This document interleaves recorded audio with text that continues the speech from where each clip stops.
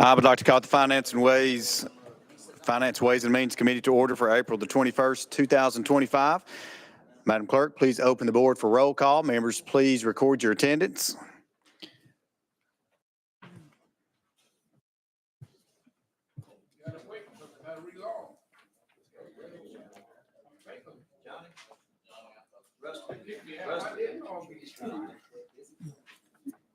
Yeah, we had to reset the system. Everybody will have to log back in if you have already.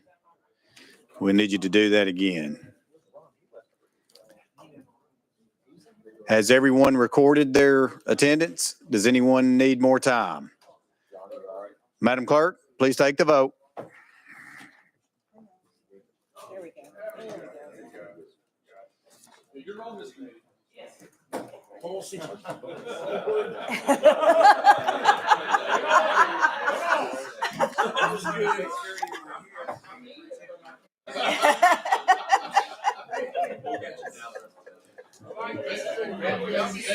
Okay.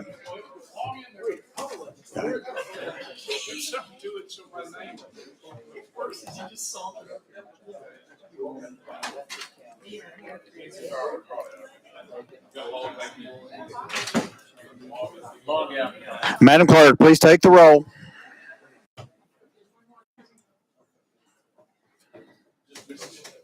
Turn her on down there. Mr. Chairman, you have 24 members present. You have a quorum. All right. Thank you very much. Members, are there any personal orders or announcements? And I actually do. We do have someone in the crowd who is not only a great friend, but also a mentor of mine. And I will ask the former chair lady, Patsy Hazelwood, would you please stand and let us recognize you?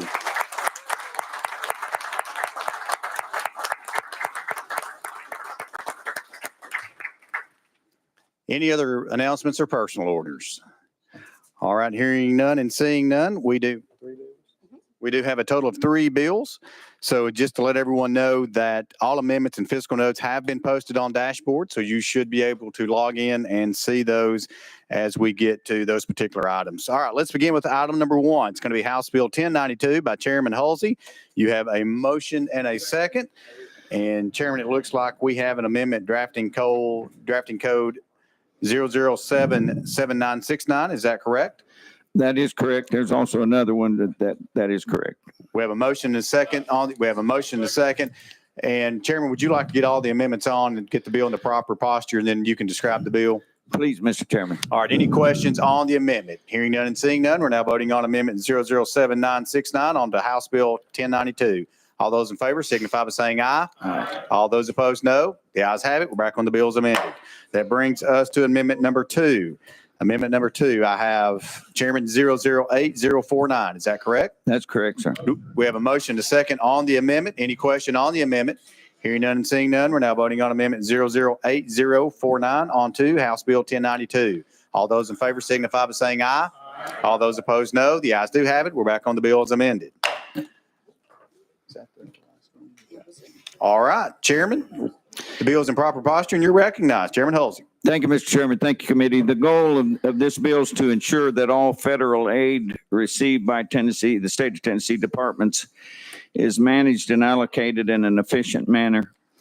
And it ensures that when Tennessee state departments want to accept federal money, they follow a clear and consistent process.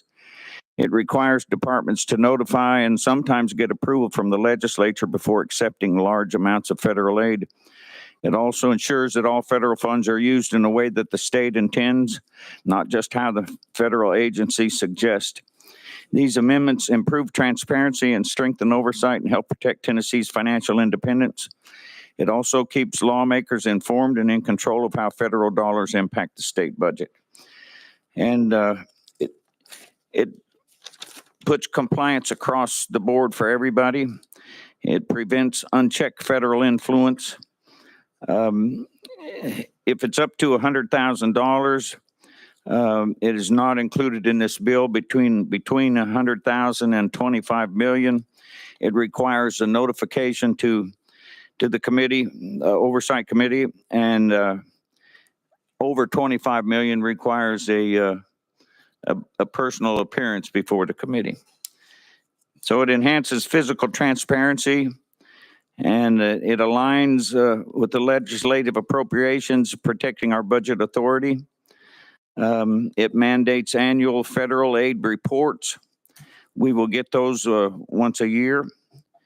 It enforces compliance, and it improves oversight infrastructure through the Budget Analysis Office. They every February 1st is a report that comes from them.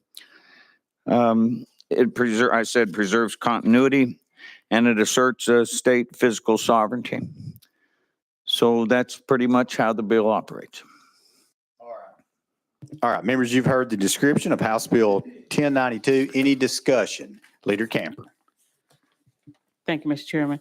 Chairman Halsey, in your description, you mentioned under certain circumstances. And I was trying to recall what those circumstances Chairman? might be. Oh, sorry, Chairman Halsey. If it's in regard to exceptions, there are exceptions to this bill. For example, any reimbursement account or compensation fund is exempt. The Tennessee Transportation Financing Authority funds are exempt. Any federal aid received as a result of declared state of emergency is exempt. Any recurring federal aid that is awarded on an annual basis but is distributed in multiple installments, that's exempt. Programs like WIC, administered children programs, food programs, those are exempt. Medicaid's exempt. I understand. TennCare and Cover Kids is exempt. Got it. These are more of the isolated request for federal aid, and it sets it up where the legislature gets to see where this money's coming from, how it's earmarked, where it's going to be spent, and make sure that it doesn't oppose any other principles we have in the state. Leader Camper. Thank you, Mr. Chairman. And on the Second Amendment that was added to the bill, it wasn't removing the 25 million threshold. It was just given a floor of 100,000 or less. Would not have to go through this process. Actually, that was in the original bill or amendment that made the bill. What they found out was there was a more recent line than the 2012 that was mentioned in there. So they took that 2012 date reference out. Thank you. And Mr. Chairman, one last question. Does this in any way deal with potential loans or indebtedness or anything like that? Chairman Halsey. Yes, thank you. It does. There is a different process. I say different process. But a process. But a process for loans, yes. Okay. Thank you, Mr. Chairman. Thank you. Further Chair. discussion again on House Bill 1092. Chairman Williams, you're recognized. Thank you, Chairman Halsey, for this bill. I think it's really important. Chairman Hicks and I, and the former chair lady sitting in the back, are constantly reminded every year about how dependent we are on federal dollars as it relates to our state's budget. What this would do, it would be a clearinghouse for federal revenues that come here as one-time monies that seem to yoke state dollars unexpectedly. This would keep us this would give us a check and balance as it relates, since we are the ones responsible for the purse here with the legislature, to make sure that we're not making longstanding commitments with non-recurring dollars that come down from the federal government and then having to supplant those with recurring funds as they become more and more limited as the years go out. So I want to thank Chairman Halsey for this bill and the Speaker for working diligently on it. I think this is going to protect our purse here in the state, and look forward to seeing how this develops in the coming years. Thank you. Thank you, Chairman Williams. Next on the list, Representative Parkinson.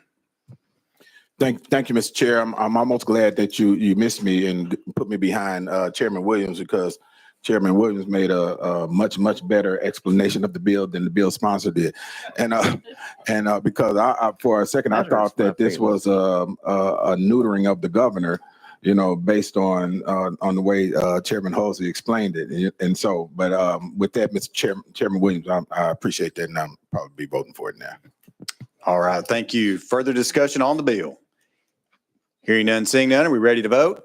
Madam Clerk, please open the board. All those in favor of House Bill 1092, moving on to calendar and rules, please vote aye. Any opposed, please vote no. Has everyone voted? Would anyone like to change your vote? Madam Clerk, take the vote. Mr. Chairman, you have 27 ayes, 0 nos. The ayes do have it. House Bill 1092 moves on to calendar and rules. Thank you, Chairman Halsey. That brings us to item number 2 on our calendar. Item number 2 on our calendar is going to be House Bill 24 by Representative Hemmer. You have a motion, a second. Sir, you're recognized, and it looks like we do have an amendment, drafting code 008033. Is that correct? Yes, sir. We have a motion, a second on the amendment. Would you like to describe the amendment, or would you like to get the bill in the proper posture, Representative Hemmer? If you wouldn't mind getting the bill in proper posture, Mr. Chairman. All right. Any questions on the amendment? Hearing none, seeing none. We're now voting on the amendment, drafting code 008033 on the House Bill 24. All those in favor signify by saying aye. All those opposed, no. The ayes do have it. We're back when the bill is amended. Representative Hemmer. Thank you, Mr. Chair. Sorry, members, you're not having deja vu. We did hear this bill Thursday, and there was a lot of questions from members of calendar rules, so we moved it back here. So what the amendment bill does for this bill is really just moves it down to enhancing the penalty from a Class C misdemeanor into a Class B misdemeanor offense punishable only by a fine not to exceed $500 for hunting, taking, chasing, trapping, or killing any wild animal. So really taking the bill that was updating all of TWRA's fines, but now it's only going to be affecting just trespassing. And but also it'll additionally still allow TWRA to have citations and warnings for this fines as well. That have any questions? All right. Thank you, Representative Hemmer. Members, you've heard the description. Any discussion? Hearing none and seeing the question's been called. Any objection, call on the question. Hearing none, seeing none. Madam Clerk, please open the board. All those in favor of House Bill 24, moving on to calendar and rules, please vote aye. Any opposed, please vote no. Has everyone voted? Does anyone need more time? Madam Clerk, take the vote. Mr. Chairman, you have 20 ayes, 7 nos. The ayes do have it. House Bill 24 moves on to calendar and rules.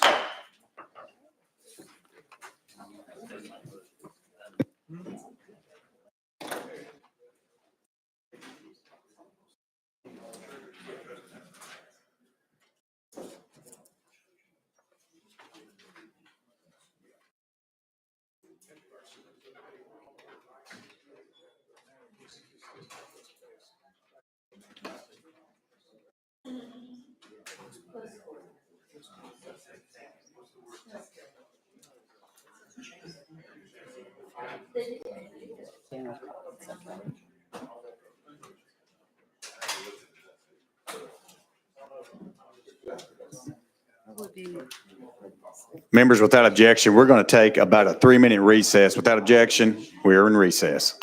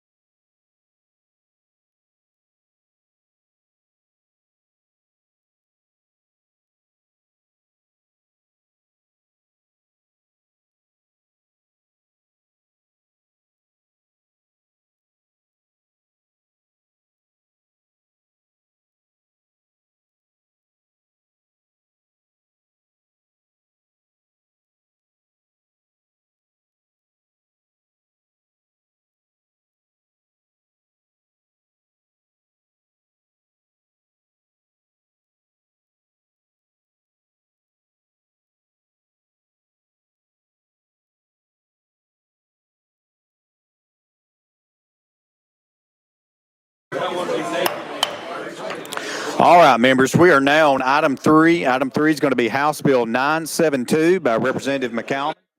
You have a motion and a second, and I know there are some amendments which we do need to put on. That first amendment is going to be 007225. Is that correct? Yes, Mr. Chairman, that is correct. All right, we have a motion and a second. Would you like to describe the amendment?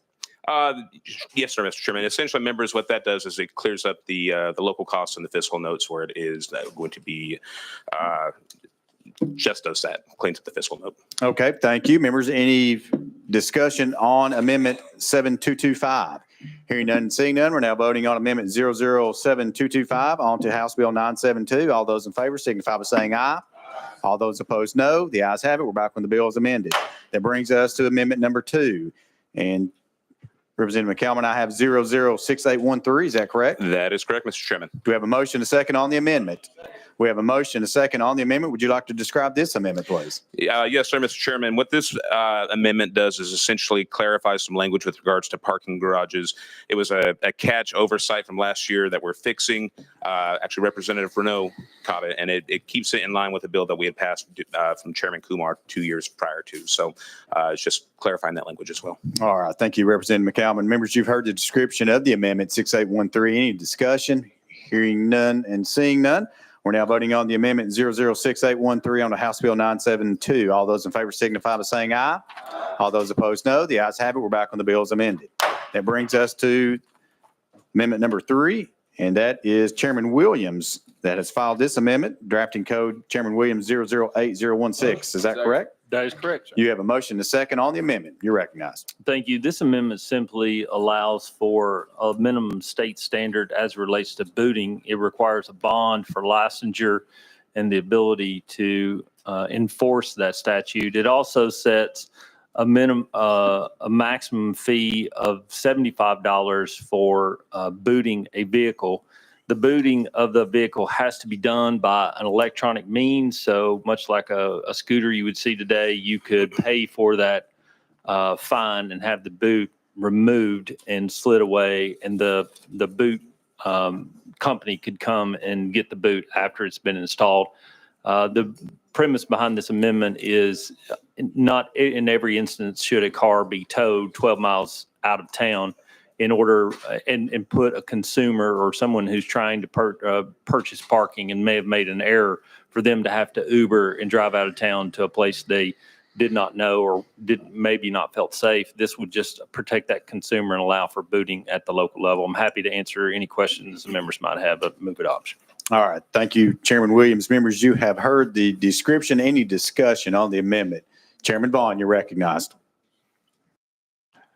Thank you to my friend, my colleague from Putnam County, because as I was explaining this bill to my wife, she informed me that getting a boot removed was her problem, but if her car was towed, it suddenly became my problem. And I appreciate that. My one question about the amendment, though, was on the $75. Was there any thoughts to tying that to any type of escalator over time so we don't have to come back and revisit this, or there's $75 what it is today, and there's plenty of opportunities for bills in the future? Chairman Williams. And thank you, Chairman Vaughn. That is a great point about your wife, because it would also apply to me. But I would say that as it relates to the CPI index for these rates, I do not have a problem with that whatsoever. I became a boot expert over the weekend, and we just did not have the opportunity to do that. If you were amenable to that, I'd be happy to have that discussion with you on the floor. But for purposes of this discussion, $75 is what we came up with. And it could be a different dollar amount even, but I think a CPI adjusted rate would be better for those that want to take up this business. Chairman Vaughn. Thank you, sir. I understand the late hour that all of this is happening in, but we'll have further conversations off the dais. Thank you. Thank you. Further discussion. Again, we're on the amendment. Between now and the floor. Hearing none and seeing none, we're now voting on the amendment 008016 on to House Bill 972. All those in favor signify by saying aye. All those opposed, no. The ayes have it. We're back on the bill as amended. Representative McCallum, you're recognized. Thank you, Mr. Chairman. Members, as amended, I stand ready for any questions. All right, members, you've heard the description. Any discussion? Question's been called. Any objection to calling the question? Hearing none and seeing none. Madam Clerk, open the board. All those in favor of House Bill 972, moving on to calendar and rules, please vote aye. All those opposed, please vote no. Has everyone voted? Would anyone like to change your vote? Madam Clerk, call the vote. Mr. Chairman, you have 27 ayes, 0 noes. The ayes do have it. House Bill 972 moves on to calendar and rules. Thank you, members and committee. All right, at this time, I'm going to recognize Chair Lady Moody. Chair Lady Moody, you're recognized. Thank you, Chairman. And any members of the Calendar and Rules Committee, we will be meeting right here in 5 minutes. Thank you. All right, thank you. That does complete our calendar for today. Do we have any further business come before the committee? I see none. We stand in recess.